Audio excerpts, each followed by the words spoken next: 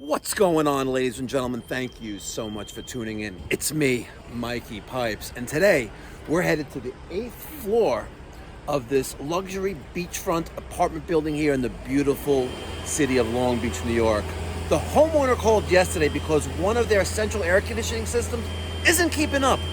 And at first glance, you might think it's just another routine no heating service call. But once we get up onto that roof where all these rooftop units are located and inspect the outdoor condensing unit, you'll understand why this system is literally one strong windstorm away from being a catastrophic safety hazard. Years of salt, moisture, and corrosion have literally eaten away the base of this condenser. The compressor isn't sitting on the unit anymore. It's practically hanging by a thread. Today we're going to show you exactly what caused this, how to inspect your own equipment if you live near the ocean, and what your options are before something like this turns into a very expensive and very dangerous problem. Let's go. No, right now it's off. Yeah, I know. It works fine, just doesn't cool. So The thermostat is now cooling, the indoor blower is blowing, but the air coming out of the supply vents, this isn't cold at all. It's moving air, but it's certainly not conditioned air. And that's why I'm getting virtually no temperature split across the evaporator coil. That's basically between the return and supply vents. In a properly operating air conditioning system, we'd expect roughly a 15 to 20 degree temperature drop between the supply air and the return air. We're not getting anything close to that. We never assume, we verify. Every service call starts with confirming exactly what the system is or isn't doing before we begin diagnosing the problem. Well, I think I've verified the culprit. See if you can hear it. You don't hear that compressor running. We've got a rattle on over there though. That's because of the disconnect panel. But this one, we're hearing that hum every 15, 20 seconds of the compressor trying to start. Now, I had thought that it was going to be this one.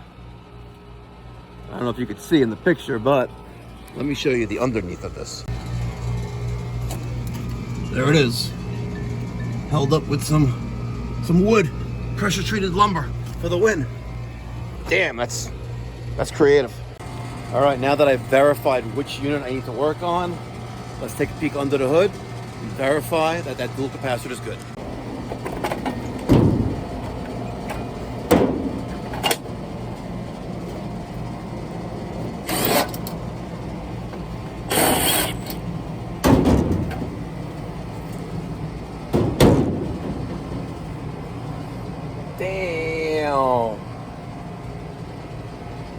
Damn. Take a look at this. They say a good technician is observant of their surroundings. Look at how that purple wire, which goes to our hermetically sealed compressor, HERM terminal, literally melted right off. Damn. That's hot. Let's just safely discharge any voltage that may be stored in the capacitor. Let's remove the wiring. And we're going to test this capacitor. We're going to set our multimeter to read capacitance. And one terminal, one lead on common, another one on HERM. Looks like we're getting like nothing there. We'll just scratch into a little bit. Yeah, a little bit, 3, 4. This is a 70/10. Let's verify that the fan motor needs a 10. Cap is a 10. Perfect. See that right there? Come on, right there. Come on, zoom in, baby. There you go. Cap. See that? 10. 370. Let's verify the compressor. Make sure that needs a 70. Let's replace the capacitor. Well, folks, if that's not a plot twist, I don't know what is. We thought that today's smoking gun was that condensing unit literally hanging by a thread, but they braced it up with some pressure-treated lumber. That condenser over there is absolutely living on borrowed time. The base is rotted away from years of salt air exposure, and the compressor, well, say no more. And that is exactly why you diagnose and verify step by step. Don't be confused. Don't have thoughts jaded. thinking that, oh, it's got to be that. No, look, I thought it was the one where the compressor was hanging by a thread, and it's not. This was the problem, a dead dual capacitor. Let's go to the truck, down on the ground floor, get a new capacitor, and swallow our pride. I thought I was getting a new system today. Damn. All right, I did not have a 70/10 dual capacitor in my truck.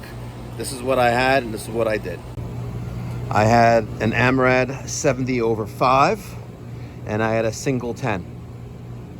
I could have added a single 5 and piggybacked off of the 5 for the fan off the dual capacitor, but instead I elected to separate the dual capacitor and let this capacitor only do the compressor and a separate condenser fan motor capacitor. So how I did that is all the wires went back the way it was, with the exception of the fan. Instead of putting that brown wire on the fan terminal, I put the brown wire on one of the 2 terminals of the new single capacitor.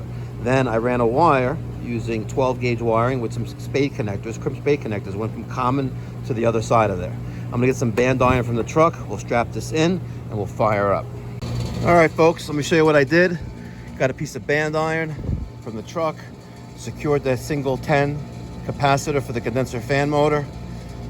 I got that jumper from common to one of the terminals on the single capacitor. I rerouted the low voltage control wire, and then I respliced with two conductor Wago model 221s, perfect for this application. Everything else looks nice and neat here. Let's turn the power back on, and let's have the client turn the thermostat back on down 1 floor below us and restore cooling. Hopefully nothing else is wrong here. We're going to do an amperage test on that compressor, especially because that was burnt off. All right, the thermostat is actively calling for cooling. I heard the contactor pull in once that thermostat was set to cool. Let's restore power and see what our amperage drawer is like. I have that Fluke 902 FC clamp-on multimeter on that purple wire. Let's fire up, see what happens. There we go. Perfect. Beautiful, guys, beautiful. All right, and I am a professional. I am not a Sparky. I pick up my garbage, even those little pieces of scrap, right? Clean up after yourselves, folks. There, that goes there. System is up and running. Excellent job. But we're not done yet. Let's verify. Make sure we have a good delta T between supply and return across that evaporator coil for this apartment.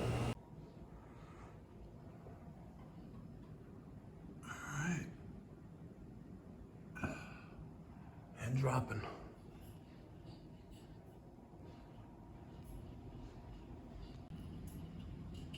$57.7.